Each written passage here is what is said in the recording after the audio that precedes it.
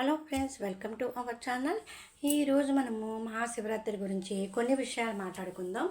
మహాశివరాత్రి అనేది ప్రధానంగా ప్రతి సంవత్సరము శివుని గౌరవార్థం జరిగే హిందూ పండుగ. ఈరోజు శివుని వివాహ దినోత్సవాన్ని సూచిస్తుంది. ఈరోజు శీతాకాలం ఫిబ్రవరి చివరిలో లేదా మార్చి ప్రారంభంలో లేదా వేసవి రాకముందే వస్తుంది. హిందువులకి ఇది ప్రధాన పండుగ. ఒకరి జీవితంలో చీకటి మరియు అజ్ఞానాన్ని అధిగమించడానికి ప్రార్థనలు చేస్తారు. 2025లో ఈ శుభ సందర్భం ఫిబ్రవరి 26 బుధవారం జరుపుకుంటారు. ఇంకా మనం మహాశివరాత్రి ప్రాముఖ్యత గురించి చెప్పుకోవాలంటే, మహాశివరాత్రి అనేది ఒక హిందూ పండగ. ఇది లోతైన ఆధ్యాత్మిక కలిగి ఉంటుంది. ఉపవాసం ధ్యానం ద్వారా చీకటి మరియు జీవిత అడ్డంకులను అధిగమించే విజయాన్ని సూచిస్తుంది. ఈ శుభ సందర్భం శివుడు మరియు శక్తి దేవత యొక్క దైవిక యొక్క శక్తులను సూచిస్తుంది. ఈ రోజున విశ్వంలోని ఆధ్యాత్మిక శక్తులు ముఖ్యంగా శక్తివంతమైనవి అని నమ్ముతారు. మహాశివరాత్రి పండుగలో ఉపవాసము, శివునిపై ధ్యానము, ఆత్మ పరిశీలన, సామాజిక సామరస్యాన్ని ప్రోత్సహించడము మరియు శివాలయాల్లో జాగరణ ఉంటాయి.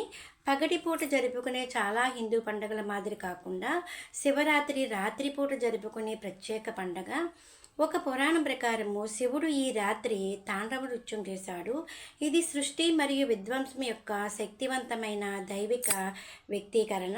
భక్తులు శివస్తోత్రాన్ని జపిస్తారు. మరొక పురాణం శివుడు పార్వతీదేవి వివాహం గురించి కూడా చెప్తారు. ఇది శివరాత్రి రోజున జరిగింది అని చెప్తారు.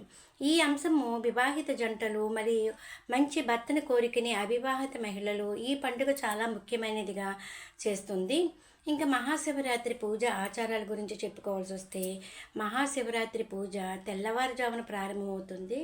భక్తులు సూర్యోదయానికి ముందు లేచి స్నానం చేసి కొత్త దుస్తులు ధరించి శివాలయానికి వెళ్తారు.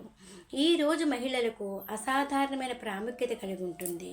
వారు సాంప్రదాయ శివరాత్రి పూజలు నీరు, పాలు, బెల్ ఆకులు మరియు బెరడు లేదా జుజుబే పండు వంటి పండ్లతో పాటు ధూపం కర్రలను ఉపయోగిస్తారు. వారి శివలింగం చుట్టూ 3 లేదా 7 ప్రదక్షిణాలు చేస్తారు. తరువాత ధూపం కర్రలతో పూజ చేస్తూ పాలు పోయడము, ఆకులు, పండ్లు మరియు పువ్వులను అర్పించడము జరుగుతుంది. ఈ పండుగ ప్రధాన అంశాల్లో ఒకటి శివాలయాల్లో రాత్రి అంతా జాగరణం చేయడం. దీని ఫలితంగా భక్తులు జాగరణ నిర్వహిస్తారు. మహాశివరాత్రి రాత్రి దేవాలయాలు ఓం నమః శివాయ అనే మంత్రాలతో ప్రతిధ్వనిస్తాయి. మహాశివరాత్రి వ్రతం వెనక పురాణం గురించి చెప్పాలంటే, పార్వతీదేవి శివుడును తన భర్తగా పొందడానికి చేసిన కఠినమైన తపస్సు కదా. పౌరాణిక కథనం ప్రకారము ఆమె అచంచలమైన అంకితభావం కారణంగా పాల్గొన మాసంలో చీకటి పక్షం యొక్క 14వ రోజున శివుడు మరియు పార్వతీదేవి వివాహం చేసుకున్నారు. మహాశివరాత్రికి ఆపాదించబడిన అపారమైన ప్రాముఖ్యత మరియు శుభానికి ఇదే కారణము.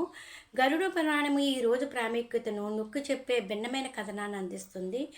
ఈ పురాణం ప్రకారం ఒక వేటగాడు ఒకసారి తన నమ్మకమైన కుక్కతో వేట యాత్ర కోసం అడవికి వెళ్ళాడు. కానీ ఖాళీ చేతులతో తిరిగి వచ్చాడు. అలసిపోయి ఆకలితో ఉన్న అతను ఒక చెరువు దగ్గర విశ్రాంతి తీసుకున్నాడు. అక్కడ బిలవ చెట్టు కింద ఒక శివలింగాన్ని గమనించాడు.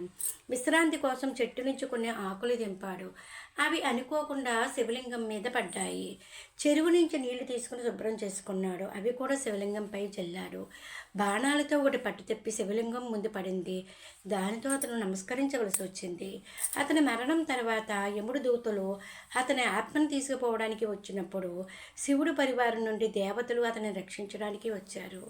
ఇదండి శివరాత్రి గురించి మనం చెప్పుకునే కొన్ని ముఖ్యమైన విషయాలు. Please like, share and subscribe.